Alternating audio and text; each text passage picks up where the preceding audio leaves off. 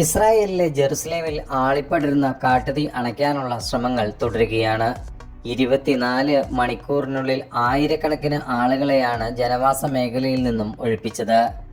ഇസ്രായേലിൽ റിപ്പോർട്ട് ചെയ്യപ്പെട്ടതിൽ ചരിത്രത്തിലെ ഏറ്റവും വലിയ കാട്ടുതീയാണ് ജെറുസലേമിന്റെ പ്രാന്തപ്രദേശങ്ങളിൽ പടർന്നു പിടിക്കുന്നതെന്നാണ് അന്തർദേശീയ മാധ്യമങ്ങൾ റിപ്പോർട്ട് ചെയ്യുന്നത്. ഏകദേശം 3000 ഏക്കർ ഭൂമി ഇതിനകം തന്നെ കത്തിനശിച്ചു.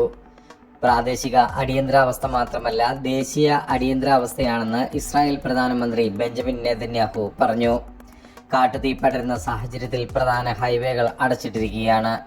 രാജ്യത്ത് ഇതുവരെ ഉണ്ടായിട്ടുള്ളതിൽ വെച്ച് ഏറ്റവും വലിയ തീപിടുത്തമായിരിക്കാം ഇതെന്നും നിയന്ത്രിക്കാൻ കഴിയുന്നില്ലെന്നും ജെറുസലേം ഫയർ ആൻഡ് റെസ്ക്യൂ സർവീസിന്റെ ജില്ലാ കമാൻഡറായ ഷൂംലിക് ഫ്രീഡ്മാൻ മുന്നറിയിപ്പ് നൽകി.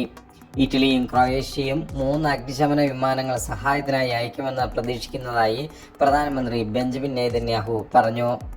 കഴിഞ്ഞ ബുധനാഴ്ച രാവിലെയാണ് ജെറുസലേം കുന്നുകളിൽ ആദ്യമായി തീപിടുത്തം കണ്ടെത്തിയത്. 5ഓളം സ്ഥലങ്ങളിലാണ് തീപിടുത്തമുണ്ടായത്. എന്നാൽ ഉഷ്ണതരംഗങ്ങൾ കാട്ടുതീ അതിവേഗം വ്യാപിക്കുകയാണ്. ബുധനാഴ്ച വൈകുന്നേരം ആകുമ്പോഴേക്കും 163 ഫയർ എഞ്ചിനുകളാണ് സ്ഥലത്തെത്തിയത്. ലാത്രൂൻ, നെവേ ഷാലോം, എസ്റ്റോൾ വനം എന്നീ പ്രദേശങ്ങളിലാണ് കനത്ത തീ പടരുന്നതെന്ന് ഇസ്രായേൽ മാധ്യമങ്ങൾ റിപ്പോർട്ട് ചെയ്തു. മെവാഹറോൺ, ബർമ റോഡ്, മെസ്ലാക് സിഹോൺ തുടങ്ങിയ സ്ഥലങ്ങളിലേക്ക് തീ പടർന്നിരുന്നു. പ്രദേശത്ത് വ്യാപകമായി കൊണ്ടിരിക്കുന്ന തീ എങ്ങനെ നിയന്ത്രിക്കും എന്നുള്ള കാര്യത്തിൽ ഇനിയും ഒരു വ്യക്തത വന്നിട്ടില്ല. രാജ്യത്തിന്റെ ചരിത്രത്തിലെ ഏറ്റവും വലിയ തീപിടുത്തങ്ങളിലൊന്നായി അധികാരികൾ വിശേഷിപ്പിച്ച തീപിടുത്തം ബുധനാഴ്ച ആരംഭിച്ചുവെങ്കിലും വലിയ തോതിലുള്ള പ്രശ്നങ്ങൾ മൂലം ഈ പ്രദേശത്തെ തീയണയ്ക്കാൻ സാധിക്കുന്നില്ല. ഫലസ്തീനുമായി വലിയ തോതിലുള്ള യുദ്ധം പശ്ചാത്തലം നിലനിൽക്കുന്ന സാഹചര്യത്തിൽ കൂടുതൽ ശ്രദ്ധ ഈ പ്രദേശത്തേക്ക് മാറിയതോടുകൂടി തന്നെ പ്രദേശത്ത് തീ കണയ്ക്കുന്നതിനുള്ള ശ്രമങ്ങൾക്ക് വലിയ തിരിച്ചടി ആയിട്ടുണ്ട്.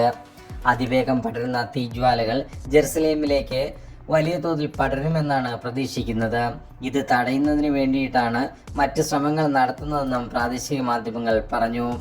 അഗ്നിശമന സേനാംഗങ്ങൾ തീയണയ്ക്കാൻ ശ്രമിച്ചപ്പോൾ ദേശീയപാതകൾക്ക് മുകളിൽ കട്ടിയുള്ള പുക ഉയർന്നു. രക്ഷാപ്രവർത്തനങ്ങളിലും സഹായിക്കാൻ സൈന്യത്തെ വിന്യസിച്ചു. ഇസ്രായേലിന്റെ അടിയന്തര മെഡിക്കൽ സർവീസായ മാഗൻ ഡേവിസ് അഡോം അഥവാ MDM ഇതുവരെ 23 പേർക്ക് ചികിത്സ നൽകിയതായി പറഞ്ഞു. ഇതിൽ 13 പേർ പൊള്ളലേറ്റും പുക ശ്വസിച്ചും ആശുപത്രിയിൽ പ്രവേശിപ്പിക്കപ്പെട്ടു. വർഷങ്ങളായി ഉണ്ടായ ഏറ്റവും വലിയ കാട്ടുതീയിൽ നിന്ന് നൂറുകണക്കിന് സാധാരണക്കാർ ഇപ്പോഴും അപകടത്തിലാണെന്ന് ഏജൻസി മുന്നറിയിപ്പ് നൽകി. തീപിടുത്തത്തെ തുടർന്ന് ടെൽ അവീവിനോ ജെറുസലേമുമായി ബന്ധിപ്പിക്കുന്ന പ്രധാന പാതയായ റൂട്ട് 1 അടച്ചിടാൻ അധികാരികൾ നിർബന്ധിതരായിരിക്കുകയാണ്. താമസക്കാർ റോഡുകൾ ഉപേക്ഷിച്ച് കാൽനടയായി ഓടി രക്ഷപ്പെട്ടതോടെ അരാജകത്വത്തിന്റെ ദൃശ്യങ്ങൾ പുറത്തുവന്നു.